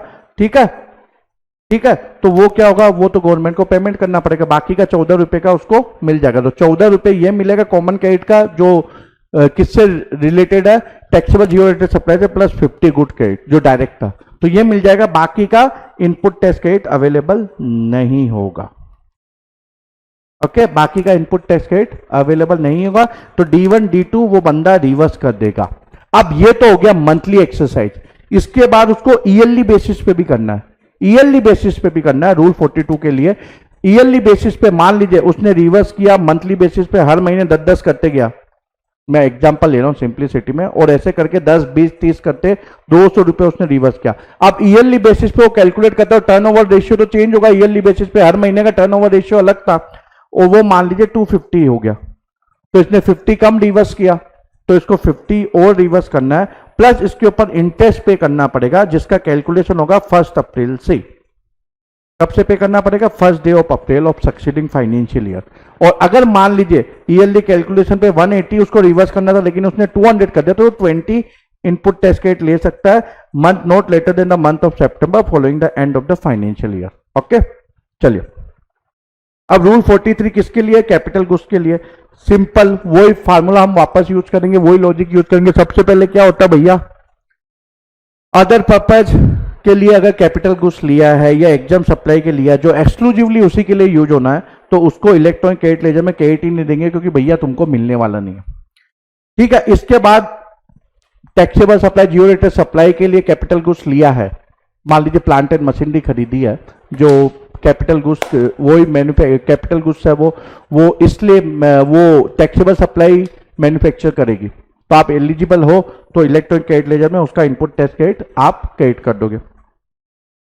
ठीक है, इसके बाद ऐसे कॉमन भी हो सकता है, एक ऐसी प्लांट एंड मशीनरी खरीदी जो एग्जाम सप्लाई में भी यूज हो रही, कैपिटल गुड्स के लिए भी यूज हो रही है, सॉरी गलत बोल दिया, एग्जाम सप्लाई के लिए भी यूज हो रही है और टैक्सेबल सप्लाई के लिए यूज हो रही है। तो पहले हमने क्या किया कि जो exclusively exempt supply other business के लिए था, अदर पर्पज के लिए था, अदर बिजनेस नहीं अदर पर्पज के लिए, उसका क्रेडिट लिया नहीं क्योंकि भाई एलिजिबल नहीं है। उसके बाद क्रेडिट लेजर में हमने कौन सा क्रेडिट दे दिया, जो taxable supply exclusively taxable supply या जीरो रेटेड के लिए था, उसका क्रेडिट ले लिया। अब ऐसा एक कॉमन कैपिटल गुड्स है जो टैक्सेबल सप्लाई के लिए भी यूज होना है, जीरो रेटेड के लिए भी यूज होना है, और मान लीजिए एग्जाम सप्लाई के लिए भी यूज होना है, तो उसको इलेक्ट्रॉनिक क्रेडिट लेजर में हम पूरा लेके जाएंगे और फिर हर महीने क्या करेंगे, सिंपल लॉजिक है, उसका प्रपोर्शनेट, जैसे अभी ऊपर किया था 42 ई डिवाइडेड बाई एफ, तो वैसे ही फार्मूला लगा के जो एग्जाम सप्लाई से रिलेटेड होगा पूरा ले लेंगे। डे वन को आपको पूरा इनपुट टैक्स क्रेडिट मिल जाएगा, लेकिन फिर आपको हर महीने क्या करना, जो भी एग्जाम सप्लाई से रिलेटेड ये कॉमन कैपिटल गुड्स का जो वैल्यू निकलेगी, तो मान लीजिए आपने 100 रुपीज पूरा इनपुट टैक्स क्रेडिट ले लिया, जो भी जीएसटी आपने पेमेंट किया ऐसे प्लांट एंड मशीनरी पे, फिर हर महीने आपको क्या करना है, जो भी एग्जाम सप्लाई का टर्नओवर होगा डिवाइडेड बाई एफ, ठीक है, ये मंथली निकालेंगे इसका, ये तो 60 मंथ मान के, फिर इसके बेसिस पे हम हर महीने जो एग्जाम सप्लाई का होगा उसका पेमेंट करते जाएंगे। ठीक है, गवर्नमेंट बोलती पूरा क्रेडिट ले ले, तो बाद में पहले पूरा क्रेडिट ले ले, उसके बाद हर महीने जितना एग्जाम सप्लाई से रिलेटेड है वो तू पेमेंट करते जा। ठीक है, तो इसमें एग्जांपल है, जैसे Azure private limited register supply manufacture paint and other chemical, while paint are taxable, other chemical are exempt from GST. उसने एक मशीनरी परचेज की जो पेंट भी बनाएगी, अदर केमिकल भी बनाएगी, तो पेंट तो टैक्सेबल है, अदर केमिकल एग्जम्प्ट है, तो ये अब कॉमन कैपिटल गुड्स हो गया। तो यहां हमको वो कैलकुलेशन करने की जरूरत पड़ेगी, जो होली एक्सक्लूसिवली अगर टैक्सेबल सप्लाई के लिए है तो पूरा का पूरा वो ले सकता है, उसको हर महीने कुछ भी नहीं करना, और अगर वो एक्सक्लूसिवली एग्जाम सप्लाई के लिए तो वो लेगा ही नहीं। ये कॉमन है, उसे कैलकुलेशन करने की जरूरत आ जाती है। तो इसमें क्या होगा कि जो इनवॉइस वैल्यू है, जितना उसने पेमेंट किया 1 करोड़, उसके ऊपर जीएसटी का पेमेंट किया, ये पूरा का पूरा 12 लाख रुपए वो इलेक्ट्रॉनिक क्रेडिट लेजर में लेके जाएगा, और इसकी लाइफ साइकिल कितना मांगेगा, 5 ईयर्स। 5 ईयर्स। अब मान लीजिए कई बार ऐसा भी होता है कि पहले जो आपने मशीनरी खरीदी वो एग्जाम सप्लाई के लिए खरीदी थी एक्सक्लूसिवली, तो हमने इनपुट टैक्स क्रेडिट लिया नहीं अकॉर्डिंग टू दिस क्लोज, लेकिन बाद में क्या हो गया कि वो कॉमन जो प्लांट एंड मशीनरी पहले एक्सक्लूसिवली थी, तो हमने इनपुट टैक्स क्रेडिट लिया नहीं, लेकिन बाद में 2 साल बाद आपने निर्णय लिया, डिसीजन लिया कि इसको प्लांट एंड मशीनरी को हम टैक्सेबल सप्लाई के लिए भी यूज करेंगे, तो कॉमन हो गया। तो ये बोलता है कि जब आपने उसका कन्वर्ट किया चेंज, ठीक है, तो यहां तो कॉमन के लिए लिख ली, तो पूरा का पूरा आपने ले लिया, लेकिन बाद में मान लीजिए जो पहले खरीदी थी, 2 साल पहले खरीदी 60 लाख की मशीनरी, उसके ऊपर जीएसटी का पेमेंट हुआ 7.2 लाख, तो ये एक्सक्लूसिवली एग्जाम सप्लाई के लिए थी, तो इसलिए उस समय इनपुट टैक्स क्रेडिट नहीं लिया। अब 2 साल बाद आप चूज करते हो कि भैया ये दोनों के लिए यूज होगी, तो अब 7.2 लाख गवर्नमेंट बोलती है ठीक है, जो तूने नहीं लिया था 2 साल पहले वो पूरा का पूरा क्रेडिट ले ले। अरे सर ये क्या हो गया, पूरा का पूरा अलाउ कर दी, 2 साल तो एग्जाम के लिए हुई, सुनो सुनो, पूरा का पूरा क्रेडिट लेने दे रही है वो। अब लेकिन वो गवर्नमेंट क्या बोलती कि भैया जो 2 साल तूने यूज किया ना, 2 साल तूने यूज किया ना, वो तो एग्जाम सप्लाई के लिए किया, तो उस समय तो तू इनपुट टैक्स क्रेडिट नहीं ले सकता, तो जो भी 2 साल के लिए जो इनपुट टैक्स क्रेडिट होगा प्रपोर्शनेट, उसका तो आउटपुट टैक्स लायबिलिटी के रूप में पेमेंट करते। तो गवर्नमेंट पूरा अलाउ कर दी है, लेकिन 2 साल का क्या बोल रही है कि भाई तू आउटपुट टैक्स लायबिलिटी के रूप में पेमेंट करते। तो गवर्नमेंट क्या कर रही है कि भाई पूरा ले ले, उल्टा कान पकड़ लिए और इधर पेमेंट कर दे, तो गवर्नमेंट एक्चुअल में उतना ही लेने दे रही है आपको। अब ये जो कॉमन होगा, ये जो हमने टोटल लिया, इसका हर महीने क्या करना है कि भाई आपका मंथली क्या फिगर है, मंथली फिगर पे ई डिवाइडेड बाई एफ करोगे, ठीक है, तो ये फार्मूला दिया हुआ है। लेकिन गवर्नमेंट ने क्या किया है, जब सीबीआईसी ने इसमें अमेंडमेंट का नोटिफिकेशन इश्यू किया, तो ये इन्होंने ऑमिट कर दिया। तो ये अब ऑमिट कर दिया, तो अब पता नहीं ये कैलकुलेशन होगा कैसे, क्योंकि ये तो ऑमिट हो गया है, ठीक है। तो मैंने एक एग्जांपल दिया कि अगर ये ऑमिट नहीं होता तो कैसे कैलकुलेशन होता है। तो ये एग्जांपल 46 कर लेना, ये बेसिकली आईसीआई एग्जांपल ही है, काफी अच्छा एग्जांपल है, तो मेरा नहीं एग्जांपल आईसीआई का। फिर rule 88A order of utilisation of ITC, बहुत ही सिंपल है, ये आपको ये याद रखना है कि सबसे पहले आपकी आईजीएसटी की लायबिलिटी है, सीजीएसटी की, एचजीएसटी की है, इनपुट टैक्स क्रेडिट मान लीजिए आईजीएसटी का भी है, सीजीएसटी एचजीएसटी का, तो आपको एंश्योर करना है कि जो आईजीएसटी का इनपुट टैक्स क्रेडिट है पहले आपको फुल्ली यूटिलाइज करना है before utilising CGST and HGST input tax credit. तो सबसे पहले आईजीएसटी का इनपुट टैक्स क्रेडिट आपको 0 करना है, उसके बाद ही आप सीजीएसटी एचजीएसटी का इनपुट टैक्स क्रेडिट ले सकते हो। ये सिंपल है, बस इतना ही याद रखना आपको, ठीक है। और इसके बाद ये याद रखना कि सीजीएसटी का इनपुट टैक्स क्रेडिट आप एचजीएसटी के अगेंस्ट में नहीं ले सकते, एचजीएसटी का इनपुट टैक्स क्रेडिट सीजीएसटी के अगेंस्ट में नहीं ले सकते। एक स्टेट का सीजीएसटी एचजीएसटी का इनपुट टैक्स क्रेडिट आप दूसरे स्टेट में सीजीएसटी एचजीएसटी में नहीं ले सकते। तो 3 बातें खास तौर पे याद रखनी है। आईजीएसटी का आपको फुल्ली यूटिलाइज करना है, उसके बाद ही आप सीजीएसटी एचजीएसटी का इनपुट टैक्स क्रेडिट ले सकते हो। आईजीएसटी का इनपुट टैक्स क्रेडिट आप पहले आईजीएसटी के अगेंस्ट में यूज करोगे, फिर सीजीएसटी एचजीएसटी के अगेंस्ट में किसी भी ऑर्डर में आपकी इच्छा है, एक के अगेंस्ट में करो या दोनों के अगेंस्ट में 50-50 करो या 30-40 करो, 30-70 करो, वो आपकी इच्छा है। लेकिन आईजीएसटी का आईटीसी फुल्ली यूटिलाइज होना चाहिए। उसके बाद सीजीएसटी एचजीएसटी करोगे। सीजीएसटी का आप एचजीएसटी की लाइबिलिटी के अगेंस्ट में इनपुट टैक्स क्रेडिट का यूटिलाइजेशन नहीं कर सकते और एचजीएसटी का भी सीजीएसटी के अगेंस्ट में नहीं कर सकते। ये यूटीजीएसटी पे भी लागू है। एक स्टेट का सीजीएसटी एचजीएसटी का यूटिलाइजेशन आप दूसरे स्टेट के सीजीएसटी एचजीएसटी के आउटपुट टैक्स लायबिलिटी के अगेंस्ट में नहीं कर सकते। ठीक है, इतना आपको याद रखना। Till section 18 credit in special circumstances, वापस लॉजिक याद करो। You have output tax liability, you can avail input tax credit. ठीक है, तो ये सेक्शन 18 एक का एकदम इजी बना देगा। Section 18 sub section 1। अभी हमने सेक्शन 17 सब सेक्शन 5 में क्या देखा था, ब्लॉक क्रेडिट जो था उसमें लिखा था सेक्शन 16 सब section 1 and section 18 sub section 1 के ऊपर वो ओवरराइड करेगा, प्रीवेल ओवर करेगा। क्यों, सेक्शन 16 सब सेक्शन 1 एलिजिबिलिटी देता है और सेक्शन 18 सब सेक्शन 1 भी स्पेशल सर्कमस्टेंसेस में एलिजिबल करता है बंदे को इनपुट टैक्स क्रेडिट लेने के लिए। तो sub section 18 sub section 1 close ई, बंदे ने नया रजिस्ट्रेशन लिया, बंदे ने नया रजिस्ट्रेशन लिया। अब बेचारे ने नया रजिस्ट्रेशन लिया तो मान लीजिए वो 1 अक्टूबर से लायबल है वो रजिस्ट्रेशन, तो उसको 30 दिन के अंदर अप्लाई करना। मान लीजिए उसने 15 अक्टूबर को अप्लाई कर दिया, बाद में हफ्ते भर बाद उसको रजिस्ट्रेशन मिल गया।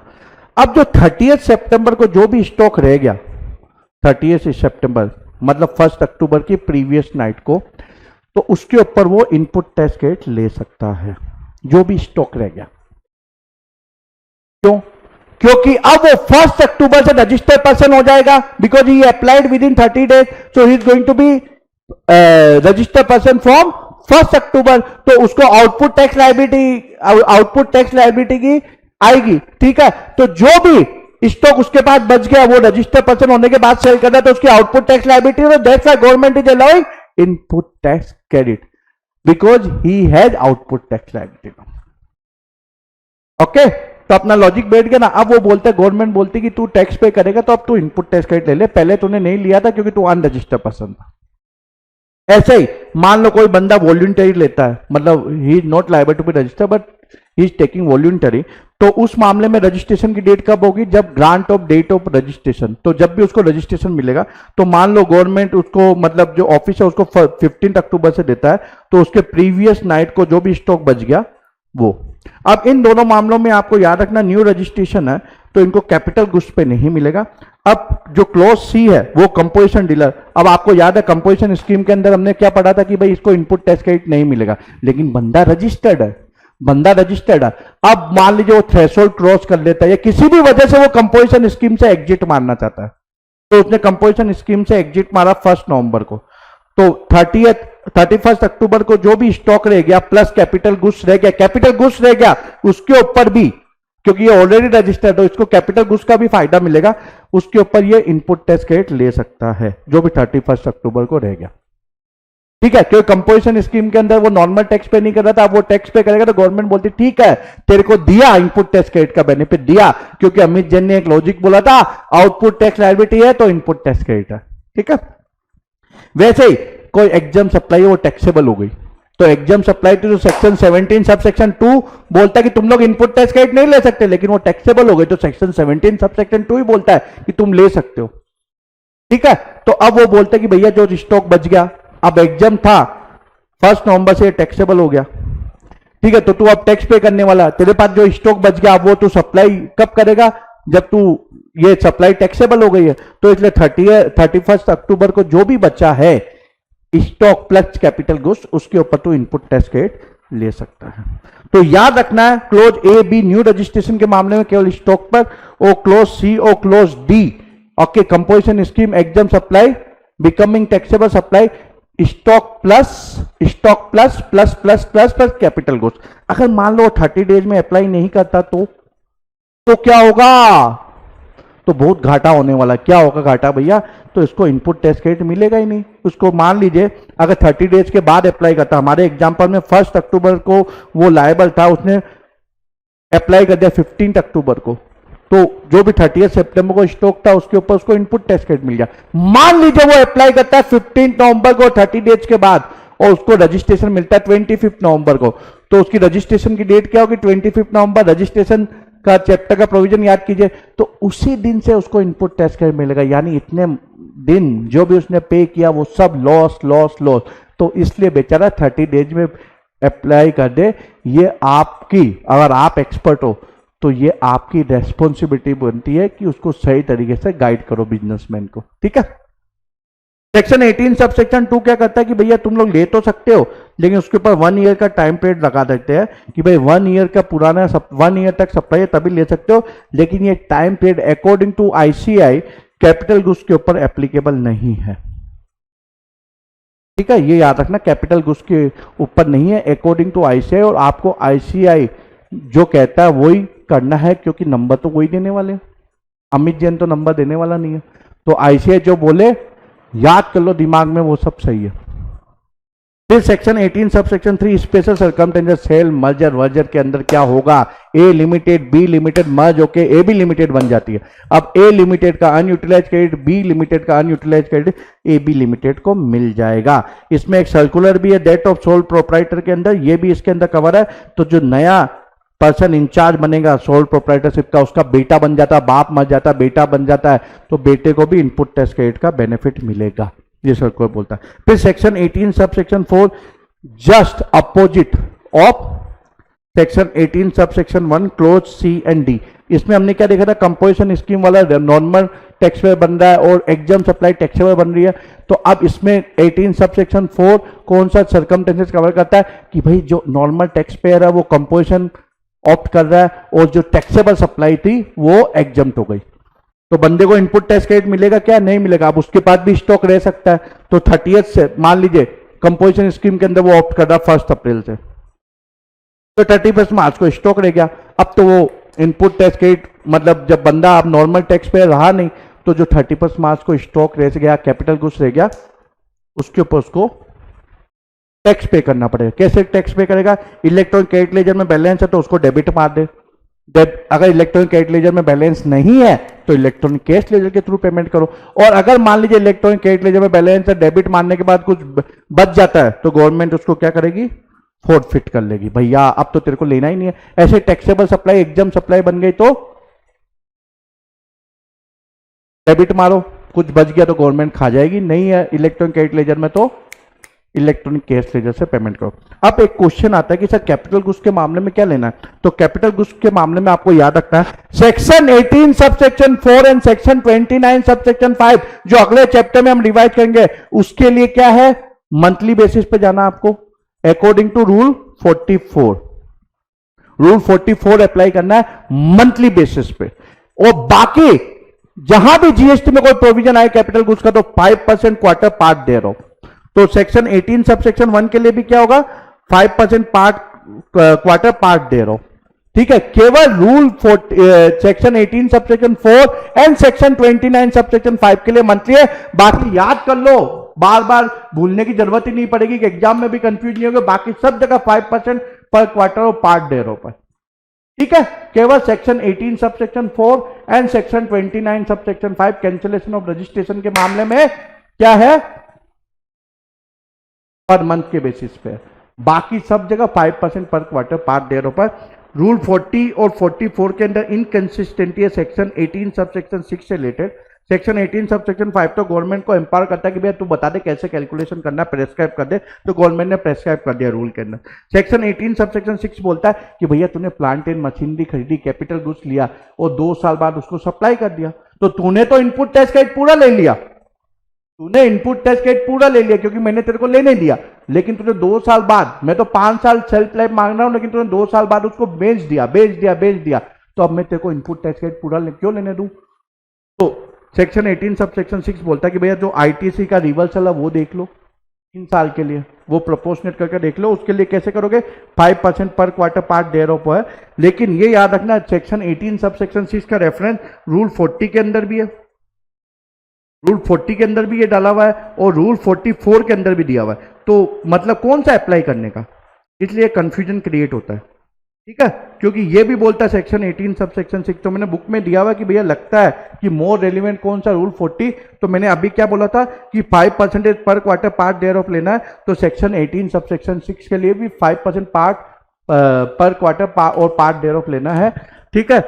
केवल अगेन मैं रिपीट कर रहा हूं जिससे आप भूलो नहीं, section 18 sub section 4 and section 29 and sub section 5 के लिए पर मंथ बेसिस पे रिवीजन है, इसलिए मैं आपको डिटेल में वापस एक्सप्लेन नहीं कर सकता। और इनपुट टेस्ट क्रेडिट का चैप्टर भी काफी बड़ा है, ठीक है, हो गया। तो सेक्शन 18 सब सेक्शन 6 में अंदर क्या होगा, 5% पर क्वार्टर पार्ट देयर ऑफ, उससे आप इनपुट टेस्ट क्रेडिट निकालोगे, या जो सप्लाई की वैल्यू है जिसके ऊपर आप सेल कर रहे हो उसके ऊपर टैक्स कैलकुलेट करोगे, तो जो भी ज्यादा है वो टैक्स लायबिलिटी होगी। लेकिन किंतु परंतु अगर मान लीजिए refractory bricks mould and die jigs and fixtures are supply as scrap, तो उसके ऊपर जो भी अंडर सेक्शन 15 है उसके बेसिस पे आप मतलब जो वैल्यू ऑफ सप्लाई जिसके ऊपर आप सेल अमाउंट सेल कर रहे हो, इनपुट टैक्स क्रेडिट रिवर्सल की आपका कैलकुलेशन करने की जरूरत नहीं है, डायरेक्टली उसके ऊपर पे कर दो, ठीक है। रूल 40 हो गया। अब रूल 41 और रूल 41A, रूल 41 क्या है, बेसिकली डी मर्जर ये सब होगा।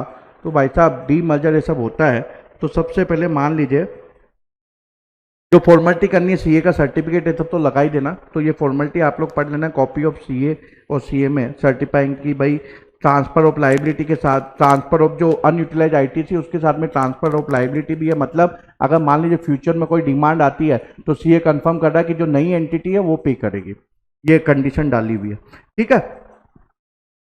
अब डी मर्जर के मामले में मान लीजिए क्या होगा कि भाई डी मर्जर में क्या होगा, ए बी लिमिटेड डी मर्ज होके दो एंटिटी बन जाती है, ए लिमिटेड और बी लिमिटेड। अब इसकी 1 लाख रुपीज की अनयूटिलाइज आईटीसी है, तो इसको आप डिस्ट्रीब्यूट कैसे करोगे। मर्जर के अंदर तो बहुत सिंपल है कि A limited B limited A B limited बन जाता है, ओके। तो दोनों 50,000 है, मान लो इसका अनयूटिलाइज आईटीसी इसका 40,000 है, तो वो दोनों ए बी लिमिटेड को ट्रांसफर कर देंगे। लेकिन डी मर्जर में किस बेसिस पे करोगे, तो रूल 41 बोलता है किसके ऊपर करोगे, basically in the ratio value of asset, चाहे वो एसेट के ऊपर किसी एसेट के ऊपर आपने आईटीसी अवेल किया नहीं किया, वैल्यू ऑफ एसेट। तो ए लिमिटेड को मान लो आप 40% एसेट दे रहे हो और इसको 60% दे रहे हो, तो उस रेशियो के अंदर आपको 1 लाख जो अनयूटिलाइज आईटीसी वो डिस्ट्रीब्यूट करना है, यानी कि इसको 40,000 मिलेगा, इसको 60,000 मिलेगा। यही सेम प्रोविजन है in case of multiple registration, यानी सेपरेट रजिस्ट्रेशन। यानी पहले महाराष्ट्र के अंदर मान लो किसी बिजनेसमैन की 2 शॉप थी, एक बॉम्बे में एक पुणे में, तो उसने सिंगल रजिस्ट्रेशन लिया था। बाद में अगर वो सेपरेट रजिस्ट्रेशन के लिए जाता है तो फिर जो अनयूटिलाइज आईटीसी होगा जो सिंगल रजिस्ट्रेशन का, वो इसी बेसिस पे वैल्यू ऑफ एसेट के बेसिस पे डिस्ट्रीब्यूट होगा। अब ऑफकोर्स इनको फॉर्मेलिटी कंप्लीट करनी पड़ेगी, ये फॉर्म ये सब सबमिट करना पड़ेगा जिससे कि ये ट्रांसफर हो जाए। अब इसमें एक सर्कुलर भी है कि भाई जो in case of D merger है वो स्टेट वाइज होगा कि ऑल इंडिया बेसिस पे, तो स्टेट लेवल पे, स्टेट लेवल देखना, इसमें एग्जाम्पल भी है, you people can go through that. अब जो ट्रांसफर है उसको सब स्टेट में फाइल करना है जीएसटी आईटीसी 02, जिससे कि आईटीसी ट्रांसफर नहीं, जहां ट्रांसफर रजिस्टर्ड है वहीं करना है। इसके बाद एक क्वेश्चन ये भी आया था सीबीआईसी के सामने कि भाई साहब ये जो आईजीएसटी सीजीएसटी एचजीएसटी का इसका अलग अलग कैलकुलेशन करना है, तो उन्होंने बोला नहीं, आप टोटल ले लो, टोटल के बेसिस पे फिर ये उनको लिबर्टी दी गई है ट्रांसफरी, क्योंकि वो डिसाइड करे कि भाई कितना सीजीएसटी जाएगा, कितना एचजीएसटी जाएगा, कितना आईजीएसटी जाएगा। जैसे एग्जांपल के तौर पे मान लीजिए ट्रांसफरी का एसेट रेशियो 70% है, इस स्टेट का स्टेट वाइज देखना 40% है। अब ये टोटल आईटीसी वो इतना है 50 लाख। अब 50 लाख का 70% 35 लाख इसको जाना है, तो हम लोग ईच हेड का 70% नहीं करेंगे, टोटल लिया। अब देखो सीजीएसटी वो 10 लाख दे रहा, 10 लाख ये 15 लाख, तो ईच हेड वाइज नहीं करना, टोटल के बेसिस पे हम कर सकते हैं, ठीक है। फिर section 19 ITC in respect of inputs and capital goods send to job worker. Job worker, तो अगर जॉब वर्कर को भेजा है तो प्रिंसिपल इनपुट टैक्स क्रेडिट ले सकता है, ले सकता है, ले सकता है। अगर सप्लायर से उसने डायरेक्टली भी सप्लाई किया तो भी ले सकता है। केवल एक ही कंडीशन है कि इन केस ऑफ इनपुट उसको 1 साल में वो वापस मिल जाना चाहिए, और कैपिटल गुड्स के मामले में 3 साल है ये टाइम पीरियड। इसको फर्दर कमिश्नर एक्सटेंड कर सकता है फॉर 1 ईयर और 2 ईयर। तो in case of input 1 year plus 1 year maximum time period 2 साल के अंदर उसको इनपुट वापस मिल जाना चाहिए प्रिंसिपल को जॉब वर्कर के प्रीमाइसेस से। और कैपिटल गुड्स के मामले में टाइम पीरियड कितना है 3+2 subject to commissioner giving extension approval, नहीं तो 3 साल ही, तो 3+2 5 ईयर। अब रूल 45 फॉर्मेलिटी बताता है कि भाई चालान वालान जो भी है उसके ऊपर भेजो आप, ओके, और ये वापस आना चाहिए। हाँ, और इसके बाद इसमें एक अमेंडमेंट भी है कि जो टाइम पीरियड है वो एक्सटेंड कर दिया गया है। पहले क्या था कि भाई क्वार्टरली बेसिस पे जीएसटी आईटीसी 04 फाइल करना था प्रिंसिपल को, कि भाई जो भी उसने जॉब वर्कर को भेजा कितना गया कितना वापस आया, तो ये उसको सबमिट करना पड़ता था क्वार्टरली बेसिस पे। अब इन्होंने गवर्नमेंट ने इसको 1/10/2021 से अमेंड कर दिया। ये जो मैं आपको बता रहा हूँ जॉब वर्क जो चैप्टर उसके अंदर है, यहाँ मैंने सिंपल तरीके से नहीं लिखा है, यहाँ प्रोविजन लिखा है। जॉब वर्क के चैप्टर के अंदर मैंने एक टेबल बना के आपको एक्सप्लेन किया है कि अगर एग्रीगेट टर्नओवर प्रिंसिपल का during preceding financial up to 5 crore है तो उसको एनुअल बेसिस पे फाइल करना, जिसकी ड्यू डेट क्या है 25 अप्रैल। अगर इससे ज़्यादा तो हाफ ईयरली बेसिस पे 25 अक्टूबर एंड 25 अप्रैल, यानी जो 1 अप्रैल से 30 सितंबर का होगा उसका आईटीसी 04 वो फाइल करेगा 25 अक्टूबर तक, और जो 1 अक्टूबर से 31 मार्च तक होगा वो 25 अप्रैल तक। इसमें 1 अप्रैल टू 31 मार्च का 25 अप्रैल, पहले एक क्वार्टरली था, अब इन्होंने इसको ईयरली और हाफ ईयरली कर लिया।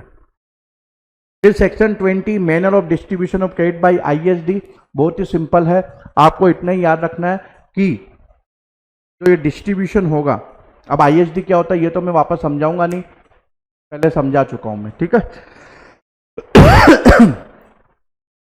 जीएसटी एचजीएसटी का क्रेडिट, तो आईएसडी मान लीजिए महाराष्ट्र में रजिस्टर्ड है, ओके, और जो एंटिटी है मतलब जो उसी पेन के अंदर जिसको डिस्ट्रीब्यूट करना है आईएसडी को, जो ब्रांच है अगर वो भी महाराष्ट्र में है तो सीजीएसटी एचजीएसटी के रूप में ही डिस्ट्रीब्यूट होगा। दूसरे स्टेट में तो वो बेचारा दूसरा स्टेट तो महाराष्ट्र का सीजीएसटी एचजीएसटी ले नहीं सकेगा, तो वो उसको आईजीएसटी में कन्वर्ट करके देगा। इसमें कन्वर्ट करके देगा आईजीएसटी। तो ये 50 रुपीज़ का क्रेडिट है, 50 रुपीज़ का उसको क्रेडिट पास ऑन करना है, तो दूसरे स्टेट में वो ब्रांच है तो 100 रुपीज़ आईजीएसटी कन्वर्ट करके देगा। सेम स्टेट में है तो 50-50 सीजीएसटी एचजीएसटी के रूप में देगा, और आईजीएसटी का तो आईजीएसटी के रूप में देगा, ठीक है। इसके अलावा आपको ये बात ध्यान रखनी है कि आईएसडी जब क्रेडिट डिस्ट्रीब्यूट करेगा तो मान लीजिए आईएसडी को a unit, B unit, C unit, D unit के बीच में डिस्ट्रीब्यूट करना है। मान लीजिए कोई क्रेडिट केवल ए से रिलेटेड है तो वो ए को ही करेगा, बी सी डी को नहीं करेगा।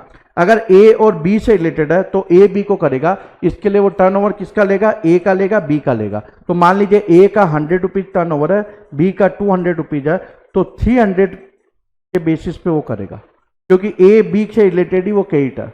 लेकिन अगर मान लीजिए सारी यूनिट से रिलेटेड है तो सारी यूनिट का टर्नओवर लेके टर्नओवर रेशियो करेगा, ठीक है। तो पहला जिससे डायरेक्टली रिलेटेड, अगर एक से रिलेटेड है तो उसी को डिस्ट्रीब्यूट करेगा। अगर 4 में से 2 से रिलेटेड है तो उन 2 का टर्नओवर लेगा, उस टर्नओवर रेशियो पे करेगा। और अगर चारों से मतलब सारी एंटिटी से रिलेटेड हो सारों का टर्नओवर लेगा। ब्लॉक क्रेडिट है तो भी वो डिस्ट्रीब्यूट करेगा। बंदा एलिजिबल है नहीं है तो भी वो डिस्ट्रीब्यूट करेगा। उसको इससे कोई मतलब नहीं कि सामने वाला एलिजिबल है नहीं है। जैसे मान लो बी केवल एग्जाम सप्लाई करता तो ये एलिजिबल नहीं है, मतलब इनपुट टैक्स क्रेडिट अवेल नहीं कर सकता, ठीक है, फिर भी ये इसको डिस्ट्रीब्यूट करेगा। या मान लो वो कोई लीव ट्रेवल कंसेशन से रिलेटेड ब्लॉक क्रेडिट है तो आप बोलोगे सर डिस्ट्रीब्यूट करने से क्या होगा, सामने वाला ले तो नहीं सकता, लेकिन आईएसडी को करना है। आईएसडी के अकाउंट में जितना भी इनपुट टैक्स क्रेडिट है 100 रुपीज, उतना उसको पूरे का पूरा उसी महीने करना है। अगर उसने गलत डिस्ट्रीब्यूट कर दिया तो सेक्शन 21 ये सब बोलता है कि भैया इंटरेस्ट भी पे करना है, ओके। इसके अलावा सेक्शन 73 या 74 भी एप्लीकेबल हो सकता है, ठीक है। अब इसका फार्मूला क्या, बहुत ही सिंपल है। C1 जो बेसिकली अपने को कैलकुलेट करना है, R1 कौन है तो A यूनिट ए मान लो, उसको हमने क्या बोला, ABCD लिया, वो R1 R2 R3 R4 हो जाएगा। तो जो हमने एग्जांपल में लिया ये ए को हम क्या बोलेंगे R1, ये R2 R3 R4, इसको कितना कैट डिस्ट्रीब्यूट होना चाहिए, वो C1 C2 C3 C4, total cat कितना हो जाएगा C। ठीक है, तो ये सिंपल सा फार्मूला है। T1 क्या हो गया, उसका टर्नओवर R1 का, ए का टर्नओवर कितना है इनटू टोटल टर्नओवर। तो मान लीजिए 4 में से 2 ही है, तो 2 का टोटल टर्नओवर कौन सा होगा, ए बी का लेंगे हम, केवल चारों का होगा तो चारों का T होगा। ठीक है, इसके बाद अब कुछ सर्कुलर है। अगर एक्सेस ITC डिस्ट्रीब्यूट कर दिया है ISD ने, तो इंटेंशन पेनल्टी लगेगा और जनरल पेनल्टी भी ISD के ऊपर लग सकता है। फिर अभी हमने पिछले चैप्टर में भी देखा था, चैप्टर 2 के अंदर भी देखा था, OEM कंपोनेंट मैन्युफैक्चर। तो हमने क्या देखा था पिछले चैप्टर के अंदर कि वैल्यू ऑफ सप्लाई के अंदर अगर OEM की रेस्पॉन्सिबिलिटी है, मतलब एग्रीमेंट में ये लिखा हो कि टोयोटा को मोल्ड एंड डाइज प्रोवाइड करना है, एग्जाम्पल लिया था ना टोयोटा, तो मोल्ड एंड डाइज टोयोटा को प्रोवाइड करना है, तो वैल्यू ऑफ सप्लाई में अमोर्टाइज कॉस्ट नहीं आएगी और टोयोटा एलिजिबल है इनपुट टैक्स क्रेडिट के लिए। अब यहाँ इनपुट टैक्स क्रेडिट क्या है कि क्या वो इनपुट टैक्स क्रेडिट के लिए एलिजिबल है क्योंकि उसने फ्री में वो सप्लाई किया, तो एलिजिबल है क्योंकि कॉन्ट्रेक्चुअल उसकी लाइबिलिटी है, ऑब्लिगेशन उसका। लेकिन मान लीजिए उसका ऑब्लिगेशन नहीं है और उसने फ्री में, मतलब कंपाउंड मैन्युफैक्चर को यूज करना, लेकिन उसने फ्री में दे दिया है, तो फिर उसको इनपुट टैक्स क्रेडिट नहीं मिलेगा, करेक्ट, नहीं मिलेगा। फिर return of time expire medicine drug, तो return of time expire medicine drug very simple कि भाई एक्सपायर, तो मान लीजिए फार्मा कंपनी और डिस्ट्रीब्यूटर के बीच में एग्रीमेंट है कि भैया जो भी डिस्ट्रीब्यूटर सेल नहीं कर पाया और वो जो एक्सपायर हो गया तो डिस्ट्रीब्यूटर उसको रिटर्न कर देगा। तो डिस्ट्रीब्यूटर रिटर्न करता है तो इसको दो तरीके से रिटर्न कर सकता है, या तो क्या करेगा distributor as it is return कर देगा और ये फार्मा कंपनी क्या करेगी, क्रेडिट नोट इश्यू कर देगी। ठीक है, क्रेडिट नोट इश्यू कर देगी, लेकिन क्रेडिट नोट का हम लोग चैप्टर 10 के अंदर देखेंगे टाइम फ्रेम है, तो उस टाइम फ्रेम में तो ठीक है, नहीं तो वो क्रेडिट नोट इश्यू नहीं कर सकती, मतलब क्रेडिट नोट इश्यू कर सकती है लेकिन जीएसटी की लायबिलिटी को इंपैक्ट नहीं कर सकते। दूसरा तरीका क्या है, इसको फ्रेश सप्लाई ट्रीट करे, तो फ्रेश सप्लाई ट्रीट करेगी डिस्ट्रीब्यूटर। मान लो फार्मा कंपनी को जब ये रिटर्न करना है, मान लीजिए इतने 100 टैबलेट सप्लाई की, इसमें 10 एक्सपायर हो गए, तो ये 10 टैबलेट जब वापस रिटर्न कर रहा है तो इसको फ्रेश सप्लाई ट्रीट करके वो टैक्स इनवॉइस रेज करेगा, टैक्स इनवॉइस के ऊपर वो जीएसटी चार्ज करेगा, फार्मा कंपनी उसको पे कर देगी, इस जीएसटी का इनपुट टैक्स क्रेडिट लेगी। उसके बाद वो 10 जो दवाई है एक्सपायर हो गई है उसको वो क्या करेगी, डेस्ट्रॉय कर देगी। तो डेस्ट्रॉय करने पे section 17 sub section 5 close H क्या बोलता है, destroyed given as a free sample credit is block. तो जो इसने जीएसटी लिया है वो अब वो रिवर्स कर देगी। और अगर क्रेडिट नोट इश्यू किया गया है तो जब इसने मैन्युफैक्चरिंग की है तो उसके ऊपर कितना उसने प्रपोर्शनेट क्रेडिट लिया 10 टैबलेट के ऊपर, वो उसको रिवर्स करना पड़ेगा। Okay, so this complete revision of chapter 8। Thank you very much, bye bye, all the best.